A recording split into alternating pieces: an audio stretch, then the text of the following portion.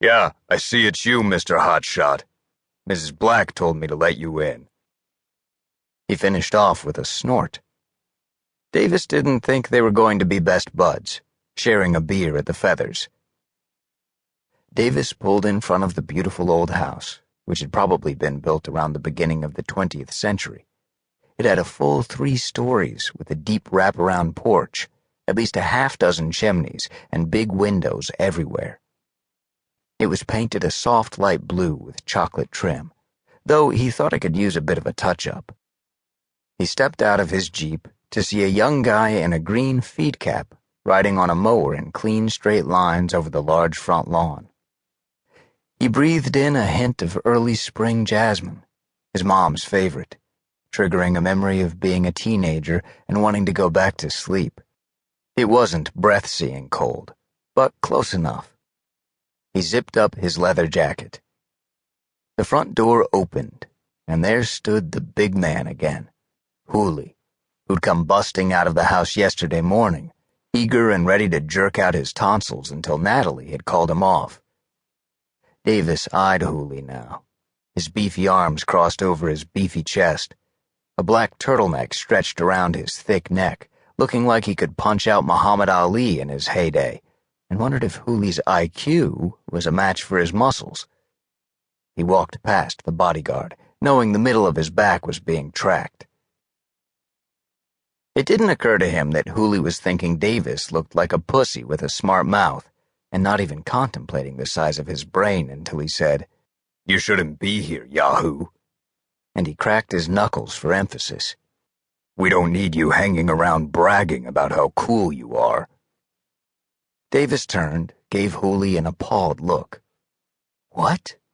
You're saying you don't think I'm cool, Beef?" "My name's Hooley, jerk-off. My granny looks cooler than you racing in her wheelchair." "Not bad. You should visit the Bonhomie Club sometime. Meet Fuzz and Marvin. They'll tell you what a cool guy I am." He grinned. After a moment, Hooley grinned back. It looked painful. "I've heard about the backroom poker games there. Follow me. Mrs. Black likes to have breakfast in the sunroom." Davis followed Hooley through a maze of hallways, all wide and high-ceilinged, with original art on the walls, ancient Persian carpets on the polished wood floors. They walked through the kitchen, a modern marvel beneath carved crown moldings from 10 decades ago, into the sunroom, obviously added on, a small screened-in room with space heaters going full blast, looking out over a big backyard, beautifully kept, the big stone fence covered with ivy, thick trees behind it.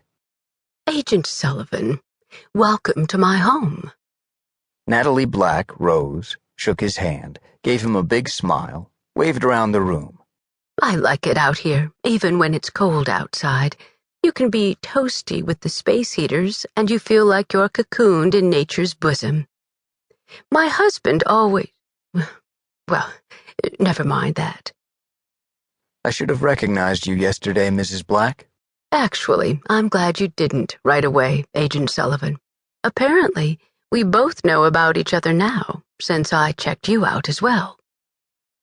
She was wearing jeans, sneakers, a loose burgundy Redskins sweatshirt, her red hair in a ponytail. If she was wearing makeup, he couldn't see it. She did indeed look like the biker babe's mom.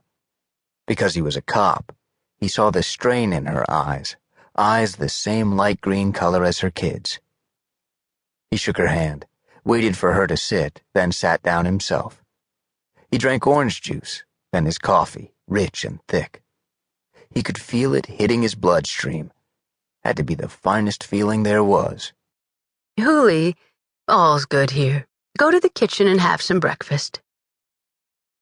He said toward Hooley's retreating back, "If Hooley's a bodyguard, then why wasn't he picking up the dry cleaning yesterday morning? Or at least with you? I mean, the shopping center is a good 5 miles from here. Why were you alone?" My Beamer's new. I wanted to drive her